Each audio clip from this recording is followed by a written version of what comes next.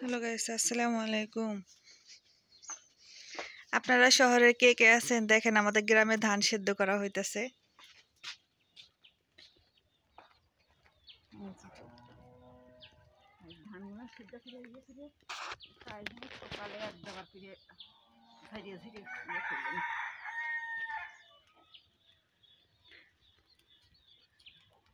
কচুরি ওই জায়গা পানি বেশি হয়ে গেছে না কো? এটা হচ্ছে আমার শ্বশুর আব্বা ধান সেদ্ধ করতেছে। ফজরে নামাজ পড়ে তারপরে বসছে ধান সেদ্ধ করার জন্য। অল্প ধান সেজন্য চুলাই দিছো তাই না আব্বা? আর বেশি ধান হইলে কিসে দিতে হয় জানো? ওগুলা কি বলে? ধান সেদ্ধ তা বলে। ওই যেগুলাতে হচ্ছে বড় বড় চুলায় তারপরে কি বলে, হ্যাঁ 4 মণ 5 মণ আটে সেসব জায়গাতে এরকম ধান সেদ্ধ করে। আর এগুলো হচ্ছে কম ধান। এগুলা ধানের নাম কি? আমন ধান পিঠা খাওয়ার জন্য বানাইতেছে। এই যে দেখেন, দেখছেন?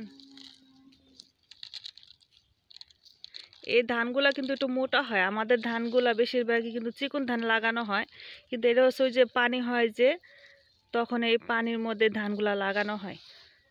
আর এই ধানটা বেশি করে সেদ্ধ করে হচ্ছে পিঠার জন্য, আর বাদ বাকি সব বিক্রি করে দেওয়া হয়।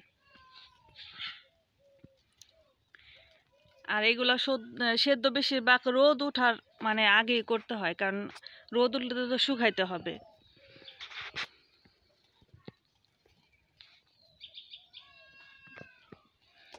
ওইদিকে আমার শাশুড়ি মা আমার ছেলের জন্য শাক পাতা উঠাই দিছে। পানি তো মনে অনেক হয়ে গেছে না এদিক দিয়ে? কচুরিগুলো বড় হয়ে গেছে।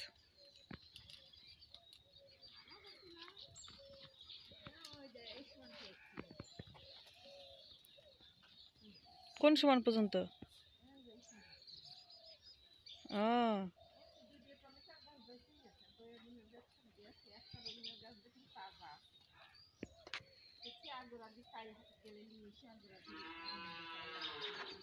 হুম, মোটর গাছগুলো খালি ভাঙিয়ে শেষ করলো। ওটি আমি ঢিকে থুনো আবার টান দিতে ভাঙিয়ে চাপ করলো। ওর দুটা গাছটা পাঁচি আসছিল ও মোড়াবিলে